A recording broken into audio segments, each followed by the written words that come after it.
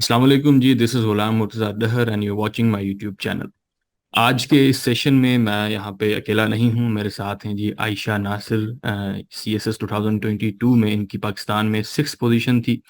Criminology के ऊपर आज बात करेंगे। क्रिमिनोलॉजी एक ऑप्शनल सब्जेक्ट है। CSS की प्रिपरेशन को जब आप फॉलो करते हैं तो नंबर ऑफ सब्जेक्ट्स होते हैं, उसमें से ऑप्ट करने होते हैं चंद सब्जेक्ट्स। सो क्रिमिनोलॉजी में इनका बहुत अच्छा स्कोर था, 79 इनका स्कोर था। और कुछ ही वक्त बाद इस वीडियो के तवसल से आप तक ये मैसेज भी कन्वे करना था कि आयशा जो है नेक्स्ट एक बैच स्टार्ट करने लगी हैं क्रिमिनोलॉजी की। 10-12 लेक्चर्स में इन्होंने कोर्स को इस तरह से टॉपिक्स को ऑर्गेनाइज किया है कि आपका पूरा कोर्स कवर हो जाएगा। इस सेशन की आपने अगर ओरिएंटेशन क्लास अटेंड करनी है या पहला लेक्चर जिसको आप फ्री लेक्चर भी कह सकते हैं, उसके लिए आप मेरे कोऑर्डिनेटर से इस नंबर पे रब्ता करें और उससे जो है क्लास का शेड्यूल मालूम कर लें। सबसे पहले जी वेलकम आयशा, कैसी हैं आप? जी गुलाम मुर्तजा, मैं ठीक हूँ। आप कैसे हैं? अल्लाह का करम है जी। अच्छा, सबसे पहले हम सब्जेक्ट की सिलेबस को ही देख लेते हैं। ये क्रिमिनोलॉजी का सिलेबस है, इसको चंद सेक्शंस में एग्जामिनर ने डिवाइड किया हुआ है। तो इसकी प्रिपरेशन की स्ट्रैटेजी आपकी क्या थी? किस तरह से इस पूरे सिलेबस को आपने तैयार किया? क्या आपने किताबें कंसल्ट की? रिसोर्सेज क्या थे आपके? जी, यहाँ पे क्रिमिनोलॉजी का सिलेबस जो है, सबसे पहले तो उसके मैं अगर आपको सब्जेक्ट उसकी सब्जेक्ट की डिवीजन की बात करूँ तो देयर आर 4 सेक्शंस। और 4 सेक्शंस के जो हैं इंडिविजुअली 25 मार्क्स बनते हैं। और हर सेक्शन के अंदर से एक क्वेश्चन आता है दैट इज ऑफ 20 मार्क्स। अब 20 मार्क्स का जो क्वेश्चन है उसके लिए जरूरी है कि हम लोग हर सेक्शन की पूरी आउटलाइन कवर करें। सबसे पहले बच्चे बच्चे क्या करते हैं, they go with the past papers को जाके देख के सिर्फ क्वेश्चन वाइज उसको तैयार करना स्टार्ट कर देते हैं। सबसे पहले बेसिक्स तैयार नहीं करते। बेसिक्स तैयार करने ना करने की वजह से उनका जो क्रिमिनोलॉजी का पर्टिकुलर जार्गन होता है, जो उसकी वोकेबलरी होती है, वो उनकी तैयार नहीं होती। और अल्टीमेटली वो बिल्कुल वैसे ही एक जो है जिसको कह लें कि सिंपल एक paper without using any vocabulary, criminological vocabulary जिसको हम कहते हैं, यूजिंग द अप्रोप्रिएट वर्ड्स और वोकेबलरी, वो यूज किए बगैर अपना पेपर अटेम्प्ट करके आ जाते हैं। तो मेरी स्ट्रेटेजी ये थी कि मैंने ओवरऑल पूरा सिलेबस कवर किया था। और पूरे सिलेबस के अंदर इस तरह से था कि सेक्शन 1 उसके जितने भी उसके अंदर बेसिक्स आ जाते हैं, और मोस्ट इम्पोर्टेंटली उसके अंदर थियोरेटिकल पर्सपेक्टिव आ जाता है। जब तक आपने बेसिक्स नहीं पढ़े होते, आपको थियोरेटिकल पर्सपेक्टिव जो है, बच्चे समटाइम्स ऐसे करते हैं, they jump over to the theoretical perspective और उसको जो है ना वो करना स्टार्ट कर देते हैं। तो थियोरेटिकल पर्सपेक्टिव जो है वो बहुत इंपॉर्टेंट है। Mainly there are 3 things, that is biological, sociological and psychological. तो ये 3 डिफरेंट पर्सपेक्टिव्स हैं, along with that Islamic perspective. तो इसमें से क्वेश्चन तो जरूर आता है। समटाइम्स इट हैपेंस कि दोनों क्वेश्चन थियोरेटिकल पर्सपेक्टिव से आ जाते हैं। Moving on to the next thing, that is the section 2। उसमें जुवेनाइल डेलिक्वेंसी जो है वो बहुत इंपॉर्टेंट है। इसमें से question, there is a question from that part. उसमें आपके कोई भी जुवेनाइल डेलिक्वेंसी से रिलेटेड जो इश्यूज हैं, चैलेंजेस हैं पाकिस्तान में, उससे रिलेटेड क्वेश्चन आ जाएगा। They will ask you about the recommendations. तो इस पोर्शन को भी पर्टिकुलरली उस हवाले से तैयार करना कि what are the different components of that system, criminal justice system, और इसके कंपोनेंट्स बेसिकली क्या हैं। उन कंपोनेंट्स को अच्छे तरीके से समझ के एंड अल्टीमेटली आपने इसी के अंदर ही कुछ, हम जैसे for example JJSA, juvenile justice system act 2018 जो है, उसके कुछ सेक्शंस होते हैं पर्टिकुलरली, अगर वो हम अच्छे तरीके से बच्चों को बता दें कि दैट पर्टिकुलर सेक्शन जो है आप उनको अच्छी तरह से याद करके आप इनको क्वेश्चन के अंदर जो है वो ऐड करें, it gives a value to your question. So next is the section 3। उसमें क्रिमिनल इन्वेस्टिगेशन टेक्निक्स होती हैं, international policing. So particularly in दोनों ही पोर्शन से हमें क्वेश्चन आ रहा होता है। और the first part is a trickier part, थोड़ा सा ही मुश्किल है। इसको अंडरस्टैंडिंग बेसिकली बच्चों की इतनी होती नहीं है, दे डायरेक्ट अप्रोच उसको कर रहे होते हैं। तो क्रिमिनल इन्वेस्टिगेशन से भी जैसे अभी हमारे टाइम पे भी क्वेश्चन आया था, सो आई अटेम्प्टेड दैट क्वेश्चन। तो उसमें यही करना होता है, आप डिफरेंट रेफरेंसेस आपके बहुत ज्यादा डाइवर्स होने चाहिए।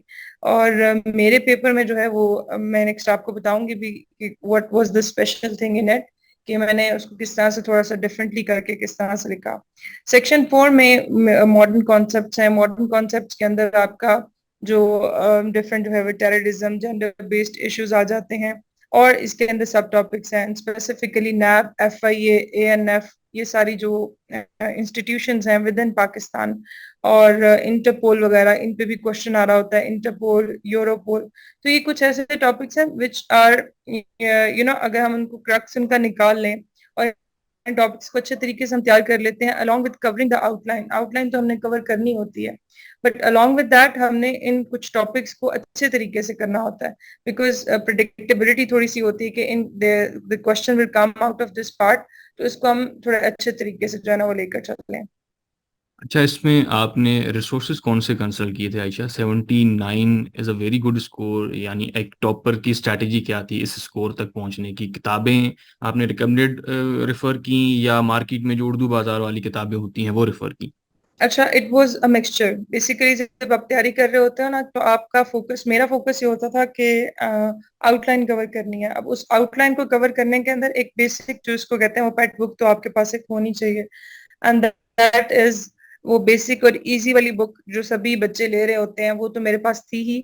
But for the theory part, वो लैरी जे सीगल की जो है, वो वहां से थियोरेटिकल पर्सपेक्टिव उधर से मैंने उसको रेफर किया था, कि वो उसके अंदर काफी एक अच्छा, मेच्योर स्टूडेंट्स जो के है ना लिए वो। बुक का नाम स्पेल कर दें, यहाँ पे हम लिख लेते हैं। जी, लैरी जे सीगल। अच्छा, सीगल की किताब है, ये मशहूर बड़ी किताब है स्टूडेंट्स, सीगल बिल्कुल। की क्रिमिनोलॉजी की किताब है, ठीक है। जी जी, this book along with that Pakistan जो जर्नल है ऑफ क्रिमिनोलॉजी, वहां से मैं कुछ रिसर्च पेपर्स जो है उनसे मैंने डाटा कंटेंट वगैरह इकट्ठा किया हुआ था। और सही। उसके अलावा जो है along with that मैंने जो है डिफरेंट तरह के, जैसे कोई न्यूज़पेपर के ऊपर कोई केस स्टडीज वगैरह आ जाती थी, कोई क्रिमिनोलॉजिकल मतलब कोई क्रिमिनल केसेस होते थे, so I try to gather that data और उसको एक एज अ फैक्ट बुक जो है वो मैंने अपने पास बना कर रखी हुई थी। सो फॉर दैट रीजन इसके ऊपर यह है कि आपने बेसिकली स्टैंड आउट करना होता है, your approach should be very diverse, research. अब competition definitely with the passage of time it is increasing, so examiner भी ये डिमांड कर रहा होता है, फिर वो अल्टीमेटली वो कंपैरेटिव चेकिंग पे ही आ रहा होता है, एंड द एग्जामिनर डिमांड्स कि आपके पास कंटेंट कितना डाइवर्स है, कंटेंट कितना आपने जो है बेसिकली इसके अंदर ये है ना कि आपके फर्स्ट ऑफ ऑल आपके बेसिक्स अच्छे हों, and this next step is आपकी ऑब्जेक्टिविटी अगर अच्छी है, नेक्स्ट स्टेप इज आप उस ऑब्जेक्टिविटी को आप सब्जेक्टिविटी में कैसे अप्लाई कर रहे हो। Theoretical perspective is based on the thing कि आपकी सब्जेक्टिव अप्रोच क्या है अबाउट द थियोरेटिकल पार्ट। सो इसमें ये है, दोनों चीजें लेकर चल रहे होते हैं, आपको कुछ चीजें मेमोराइज करनी होती हैं, that is the objective facts, और कुछ चीजें आपको सब्जेक्टिवली एनालाइज करनी होती हैं। Both things should be very well balanced, और इसको आप इम्बैलेंस नहीं कर सकते। So that was basically my strategy towards this. ठीक हो गया ये। अच्छा देखें, इसमें मैं स्टूडेंट्स के लिए कुछ ऐड ऑन करना चाहूँगा। क्रिमिनोलॉजी का सिलेबस जो है ना, एक हिस्सा इसका थ्योरेटिकल पार्ट है, जैसे आयशा ने मेंशन किया कि सेगल की किताब से आप कर लें। उसके अलावा एक हिस्सा जो है, बड़ा हिस्सा क्रिमिनोलॉजी का पोर्शन है आपका criminal justice system. Criminal justice system के लिए आप मुख्तलिफ जो कंट्रीज़ हैं, जैसे आप यूरोपियन यूनियन का एक पेपर है पाकिस्तान क्रिमिनल जस्टिस सिस्टम पे, उसको पढ़ लें। पाकिस्तान का जर्नल इन्होंने मेंशन किया क्रिमिनोलॉजी पे, उस पर आर्टिकल्स आते हैं, वो देख लें। मुख्तलिफ कंट्रीज़ के आप पुलिसिंग मॉडल देख लें, आप केरला मॉडल देख लें, आप न्यूयॉर्क का मॉडल देख लें। उसके अलावा किताबों के साथ साथ, जैसे इन्होंने कहा कि आजकल एग्जामिनर ना है आपके पेपर में सब्जेक्टिविटी एनालिसिस आपका चेक करता है, तो इसके लिए ज़रूरी नहीं है सिर्फ आप किताब को पढ़ें। मुख्तलिफ आपको टेड टॉक्स मिल जाएंगी, सेमिनार्स अटेंड कर लें। So there are variety of sources जिनको आप कंसल्ट कर सकते हैं आगे। जो है अभी यहाँ पे मैं चाहूँगा कि आपका जो नेक्स्ट ऑनलाइन सेशन होगा आयशा, उसके बारे में आप बता दें कि आप किस तरह से सेशन को जो है ना कंडक्ट करेंगी, स्टूडेंट्स को इसमें क्या क्या जो है ना चीज़ें किस तरह से कवर होंगी, ब्रीफली बता दें, क्योंकि इस सेशन से रिलेटेड एक आउटलाइन जी है वो स्टूडेंट्स के साथ व्हाट्सएप पे ही शेयर होगी। ये व्हाट्सएप नंबर दिया हुआ है कोऑर्डिनेटर का, इससे इस पे जब वो रब्ता करेंगे तो जो कोर्स कवर होना है वो आउटलाइन फॉर्म में एक उनके साथ में शेयर हो जाएगी। उसके अलावा एक जर्नल ओवरव्यू दे दें कि सेशन में किस तरह से चीज़ें कवर होनी है। जी, गुलाम मुर्तजा, जनरल ओवरव्यू इस तरह से है कि दिस कोर्स इंक्लूड्स 13 लेक्चर्स, और 13। इसके अंदर फर्स्ट ऑफ ऑल तो एक प्रिपरेटरी सेशन होगा इन फर्स्ट सेशन के ओवरऑल पूरे सिलेबस का जिस तरह से ओवरव्यू होता है अबाउट द बेसिक थिंग्स, ठीक है, आपके बेसिक कॉन्सेप्ट जो कुछ टर्मिनोलॉजीज होती हैं, तब तक वो बच्चों को क्लियर नहीं होती हैं, अल्टीमेटली वो फिर उनको समझ नहीं आ रही होती चीजों की। सो इसी के अंदर एक ब्रॉडर पिक्चर अगर आप कह दें, द प्रिपरेटरी सेशन जिसके अंदर होगा द फर्स्ट सेशन, और सेकंड सेशन के अंदर भी डेफिनेटली हम अल्टीमेटली अपनी कोर्स आउटलाइन को कवर करते जाएंगे, starting from the section 1 till section 4। Along with that, after every section there would be the task, and that task would be given to the students so that वो जब जो पढ़ लें उसको complete भी कर लें उसके साथ ही। और उसके अलावा lecture reading material definitely I provide that. और जो मेरा कोई फैक्ट्स वगैरह थे जो भी मैंने उसको फाइंड आउट किए स्पेसिफिकली कि आप क्वेश्चन में उनको किस तरह से पुट कर सकते हैं, सो वो उनको analysis and all that application of that theory theoretical perspective, this is the most important thing, वो उनको सिखाई जाएगी। क्वेश्चन को स्ट्रक्चर कैसे करना है, और क्वेश्चन को स्ट्रक्चर करने के बाद उसका जो है वो ओरिएंटेशन किस तरह से आपकी क्वेश्चन की होगी। So this is basically the things जो मतलब मैंने जो अच्छा, अपने तजर्बे से जो इसमें ये भी बताएं मेरी आयशा कि इसमें जो अटेम्प्ट्स आप मैंने टास्क सीखा। देंगी स्टूडेंट्स को, टास्क किस नेचर की होंगी, ये आपने मेंशन किया है, टास्क भी होंगी अच्छा, इसमें? टास्क फॉर एग्जांपल इस नेचर का ही होगा ना कि अगर हमने कुछ पढ़ा है, आई हम्म। गिव देम द क्वेश्चन, तो वो क्वेश्चन उसको जो है वो अटेम्प्ट करें, एंड नेक्स्ट क्लास में maybe I show them my question related to that. ठीक है, सही। उसकी आउटलाइन दिखा देंगे, this is how it should be. So बेहतर। इस तरह से जो है, सो दैट उनका जब वो टास्क करके अकम्पलिशमेंट करते जाएंगे, they will get to know कि यस हमें कुछ लर्न हो रहा है, वी आर डूइंग समथिंग। सही। अच्छा, ये क्लासेस जो हैं लाइव होनी है, उसके साथ साथ रिकॉर्डिंग भी प्रोवाइड करती रहेंगी स्टूडेंट्स को, या सिर्फ लाइव होनी है? क्योंकि बाज़ दफ़ा स्टूडेंट्स का होता है कि। Primarily, the sessions would be live. अब सही। recorded में भी I'll just consider on that. अगर कोई बच्चे हुए जिनको कुछ सही। प्रॉब्लम है, I'll consider that. But सही। primarily my concern is live sessions. ठीक है जी। अच्छा, आपने कहा कि आप टास्क भी देंगी, तो टास्क के अलावा मॉक पेपर भी होगा कोई आखिर में स्टूडेंट्स के लिए? Yes, I have planned for a mock paper at the सही। end of the session. और उसके ठीक अंदर हो। दो questions जो हैं, दो या तीन questions हो जाएंगे. Then they can email me. I'll check that ठीक। question. ठीक है जी। अच्छा, तो स्टूडेंट्स, आई होप आपको क्लियरिटी मिल चुकी है कि सेशन में क्या चीज़ें किस तरह से कवर होनी है। तो कोर्स की आउटलाइन रिसीव करने के लिए और ओरिएंटेशन सेशन में एनरोल होने के लिए आप कोऑर्डिनेटर से, जोहेब से, इस नंबर पर रब्ता करें। आगे चलते हैं सेशन में। अच्छा आयशा, आप अपनी पेपर अटेम्प्टिंग टेक्निक जो है ना, क्रिमिनोलॉजी से खास तौर पे इस पेपर में किन किन चीज़ों का आपने ख्याल रखा? तो आपने कहा था कि जो आपने पेपर अटैम्प्ट किया था उसमें कुछ चीज़ें आपने बतानी है कि एक सवाल आया था, उसमें आपने किस तरह से क्रिएटिव लिबर्टी को इस्तेमाल किया था, डिफरेंट किस तरह से बनाया था, उस पर थोड़ी सी बात करें। जी, पेपर को डिफरेंट बनाने के हवाले से जो मेरी स्ट्रेटजी थी, फॉर एग्जांपल इस दफा what I have done is जो सीआरपीसी और जो है हमारा जेजेएसए एक्ट है, तो व्हाट आई हैव डन कि पीपीसी, सीआरपीसी एंड जेजेएसए, इसके इसके कुछ एक्ट्स थे, कुछ चीजें होती हैं हमें वो याद करनी पड़ती हैं, उसके एक्ट्स वगैरह, उसकी मैंने एक लिस्ट बनाई हुई थी। So I just learn that, memorise that. So उसको भी मैंने एज अ, जब आप कुछ चीज का रेफरेंस दे रहे होते हो तो आप अगर लिख दें under section this and that, तो वो एक अच्छा जो है ना वेट देता है। बेसिकली आप सीएसएस के एग्जाम्स में पेपर के अंदर क्या चीज है, आप कोई भी बात करें आपकी बात फॉलो नहीं होनी चाहिए, it should B backed with a proper fact and figure. और जब आप वो फैक्ट और फिगर अच्छी तरह से आप उसको यूटिलाइज करना आ जाता है, एक्चुअल थिंग इज दैट आपको यूटिलाइज करना है। आपने अप्रोप्रिएट और रेलिवेंट फैक्ट कहाँ लगाना है, रेलिवेंट केस स्टडी कहाँ लगानी है, रेलिवेंट केस कहाँ पे लगाना है, जैसे मोस्ट पॉपुलर केसेस होते हैं। फॉर एग्जाम्पल अगर मैं आपको कोई एग्जाम्पल दूं कि जैसे नेल्सन मंडेला है, उसके जो उनके प्रिजन रूल्स हैं, फॉर एग्जाम्पल बच्चों को पता ही नहीं होता इन चीजों का ना, इस तरह से आप, तो there are different approaches to that. So इस तरह से है कि आप अपने क्वेश्चन को हेडिंग्स बनाएं, and each argument should be back with the proper reference. और जब आप रेफरेंस देते हैं it gives weight to your paper. तो एटलीस्ट ट्राई करें आप 12 से 13 बल्कि 14-15 हेडिंग्स भी बन जाए तो आपकी दैट्स गुड, बिकॉज आपने क्वेश्चन को डायसेक्ट करना होता है। जितना आप क्वेश्चन उसको डायसेक्ट करके इजी इजी करके उसको प्रेजेंट करते हैं with all that data which the examiner requires, तो अल्टीमेटली वो आपको गेन मार्क्स गेनिंग में बहुत हेल्प कर रहा होता है। And this goes with all the subjects, not only with criminology but with all the subjects. इसमें पेपर में आप डायग्राम का सहारा भी लेती थी? Yes, yes, obviously. Diagram and flow charts, they are must. अच्छा, एक एक स्टूडेंट्स को कंफ्यूजन होता है कि डायग्राम्स हम रट लें या पेपर में जो सवाल आया है उसको देखते हुए खुद से उस वक्त बनाएं। अच्छा, अब यहाँ पे डिफरेंट व्यूज होते हैं। समटाइम्स आपने कोई डायग्राम रटी होती है, वो नेचुरली वैसा क्वेश्चन आ जाता है, आप लिख लेते हो, लेकिन it does not happen all the time, इस तरह नहीं होता। समटाइम्स ऐसे होता है हमें बैठ के वहीं देयर एंड देन आपको कुछ चीज क्रिएट करनी होती है, तो ये वहां बैठकर क्रिएट कैसे की जाए, अगर आपने प्रायोर आपने कोई तैयारी की हो, आपकी अंडरस्टैंडिंग बहुत अच्छी हुई हो। अगर आपकी अंडरस्टैंडिंग बहुत अच्छी हुई होती है तो आप अल्टीमेटली उसको पेपर में रिफ्लेक्ट कर सकते हो। सो दिस हैपेंस, एक प्रोसेस है, उससे प्रोसेस डेफिनेटली बच्चे जब गुजरते हैं they will get to know कि हमें अगर समटाइम्स ऐसे होता है कि बच्चे फजूल में ही कोई फ्लो चार्ट बना रहे होते हैं, उनका कोई मकसद नहीं होता। तो बेमकसद चीज बनाने से बेटर है कि आप उसको अवॉइड करें, उससे बेटर है हम्म। आप अच्छा कंटेंट प्रोवाइड कर दें। फ्लो चार्ट अगर आपने बनाना है, कोई डायग्राम बनानी है, it should be very relevant and hmm. Actually addressing the answer. अच्छा, क्योंकि एक ये इंट्रोडक्टरी सेशन है जिसमें आपने सिर्फ क्रिमिनोलॉजी की एक सेल्फ प्रिपरेशन की का आइडिया लेना है, स्टूडेंट से मैं बात कर रहा हूँ आयशा। तो इसमें पेपर अटेम्प्टिंग का एक जनरल ओवरव्यू तो आयशा ने आपको बता दिया, लेकिन सेशन के दौरान जो बच्चे इनरोल्ड होंगे ना, उनके साथ ही अपने पेपर्स भी शेयर करती रहेंगी, आपको टास्क मिलेंगे, सवाल आप हल कर पाएंगे, उसके बाद अपनी आउटलाइन शेयर करेंगी, आप मोक्स भी आपने दिए होंगे वो भी आप स्टूडेंट्स के साथ शेयर करेंगी आई होप सेशन के दौरान, तो उनको ज़्यादा बेहतर अंदाजा होगा पेपर अटेम्प्टिंग को लेके, खासतौर पे क्रिमिनोलॉजी की जहाँ पे बात होती है।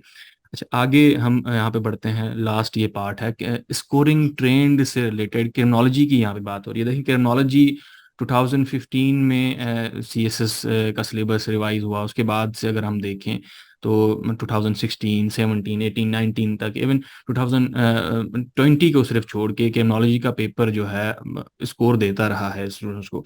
लेकिन 2020 के पेपर में देखें, उसमें कुछ ऐसे सवाल आ गए, बहुत से स्टूडेंट्स को आउट ऑफ द बॉक्स सवाल लग रहे थे, जैसे नेचर वर्सेस नर्चर की डिबेट क्रिमिनोलॉजी में डाल दी गई, फ्रीनोलॉजी के ऊपर सवाल आ गया, लेफ्ट रियलिज्म के ऊपर सवाल आ गया। तो अगर इस तरह के सवाल आ जाते हैं तो इस स्कोरिंग ट्रेंड में मैंने ये जो देखा है उसमें ये नज़र आता है कि सवाल डिफिकल्ट हो जाते हैं और फिर उसके लिए स्कोर भी नीचे हो जाता है उसकी वजह से। तो फुल प्रूफ प्रिपरेशन कैसे हो कि स्कोरिंग ट्रेंड का आपके ऊपर जो है ज़्यादा असर ना हो और तैयारी आपकी जो है ऐसी हो कि हर दफ़े आप उस टफ पेपर को भी अच्छे से हल कर पाएं। जैसे पेपर 2023 में जो पूरा पेपर था, स्टूडेंट्स ने कहा कि सारा पेपर जो स्मूथ था, लेकिन एक सवाल था उसमें क्रिमिनल सीन से रिलेटेड कि उसको कैसे यूटिलाइज किया जाए। तो इस तरह के अगर सवाल कोई आ जाते हैं जो सीधे सीधे टॉपिक्स मेंशन नहीं होते सिलेबस में, उनकी तैयारी कैसे की जाए, स्कोरिंग ट्रेंड या टफ पेपर से कैसे बचा जाए, आयशा आपको क्या क्या समझनी है इस पर? जी, ये बहुत अच्छा क्वेश्चन किया आपने गुलाम मुर्तजा। मैं मेरा यहाँ पे अप्रोच ये है, पहली चीज ये होती है कि क्रिमिनोलॉजी को मोस्ट ऑफ द स्टूडेंट्स इस तरह कर रहे होते हैं कि उसको सेल्फ प्रिपरेशन पे लेके जा रहे होते हैं। तो they don't know actually the path. Nature versus nurture वाला वो एक इम्प्लिसिट, बेसिकली इम्प्लिसिटली उसके अंदर एक टॉपिक यही था, दैट इज द बायोलॉजिकल और सोशियोलॉजिकल। लेकिन सिर्फ वर्ड चेंज होने की वजह से जो है उसका जिनको अंडरस्टैंडिंग नहीं होती बच्चों को, दे विल गेट कंफ्यूज। असल में ये चीज होती है कि जब आपका कॉन्सेप्ट क्लियर होता है तो एनी टाइप ऑफ क्वेश्चन जो है उसको आप अटेम्प्ट कर सकते हैं। The main thing is that your understanding matters a lot. और जैसे आप कह रहे हैं कि वो लेफ्ट रियलिज्म एंड दैट, और वहां पे भी कोई ना कोई एज होता है। जैसे एक question theoretical perspective first section one में देयर इज अ मस्ट कि वो आपको थियोरेटिकल जो है पर्सपेक्टिव से रिलेटेड जरूर देगा क्वेश्चन। सो अगर आप थियोरेटिकल वाला अलोंग विद द बेसिक्स आप अच्छे तरीके से तैयार कर लेते हो, there is a way out कि आप जो है वो एक जो अनप्रिडिक्टेबल ट्रेंड आप बात कर रहे हैं उससे बचा जा सके। दूसरी चीज ये कि अभी जो है examiners they are getting more and more critical on that thing कि वो करंट जो है चीजों के कॉन्टेक्स्ट के हवाले से जो है चीजों को कनेक्ट करके क्वेश्चन दे रहे होते हैं।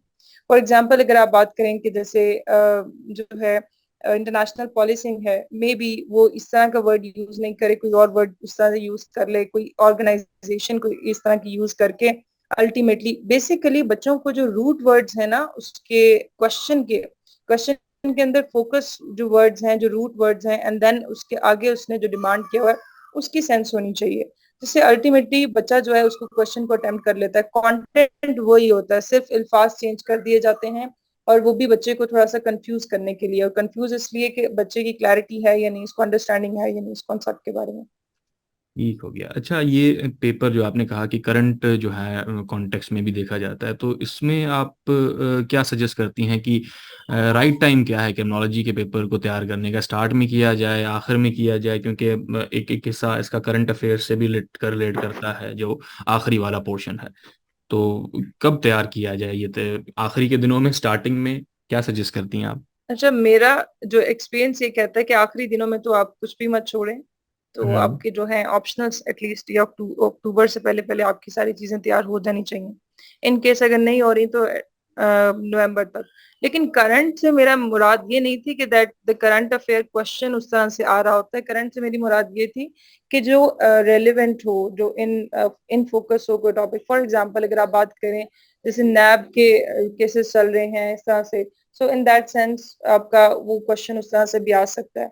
सो इसके अंदर ये चीज होती है, आपकी अप्रोच ये होनी चाहिए। आपने क्रिमिनोलॉजी को मतलब if I can say then this is the right time कि आप उसको तैयार कर लें। और ये ऐसा सब्जेक्ट है कि आप इसको विद इन 15 डेज भी तैयार कर सकते हैं। साथ साथ आपको नोट्स, अगर हेल्पफुल नोट्स मिल जाए तो ये होता है कि आपको ऑलरेडी कोई चेरी पिकिंग करके इन्फॉर्मेशन अगर आपको प्रोवाइड कर दी गई है तो it would be easier for you. तो वो गाइडेंस डेफिनेटली इसके अंदर मैंने भी ली थी गाइडेंस, और इम्पोर्टेंट होती है बिकॉज आप जब खुद से कर रहे होते हैं चीजें तो आप बहुत हैफेजर्ड होते हैं। You are doing everything at this time, और जिस चीज की डेप्थ में नहीं जाना होता आप उसकी डेप्थ में भी जा रहे होते हैं, बिकॉज यू आर वेरी, आपकी अप्रोच बड़ी नाइव होती है और आपने जो है चीजों को कैलकुलेटेड नहीं लेकर चलते। So I think in that sense कि आप इस सब्जेक्ट को कम टाइम में अच्छे तरीके से भी कर सकते हैं, और ये स्कोरिंग है ये सब्जेक्ट जो है। चलिए जी, आई होप स्टूडेंट्स को काफ़ी क्लियरिटी मिल गई होगी इस पूरे सेशन से। इंशाल्लाह हम फ्यूचर में भी आयशा को इंगेज करते रहेंगे किसी और सब्जेक्ट पे या उनकी जर्नी पे। स्टूडेंट्स जो हैं इस सेशन से जो सेल्फ प्रिपरेशन करना चाहें वो भी सेल्फ प्रिपरेशन भी कर सकते हैं। जिनको मेंटोर की ज़रूरत पड़ती है वो चाहें तो जो है ऑनलाइन बैचेस को ज्वाइन कर सकते हैं। Thank you Ayesha, thank you for your time. यहीं पे हम सेशन जी कंक्लूड थैंक करते यू हैं। So much. अल्लाह हाफिज़। अल्लाह हाफिज।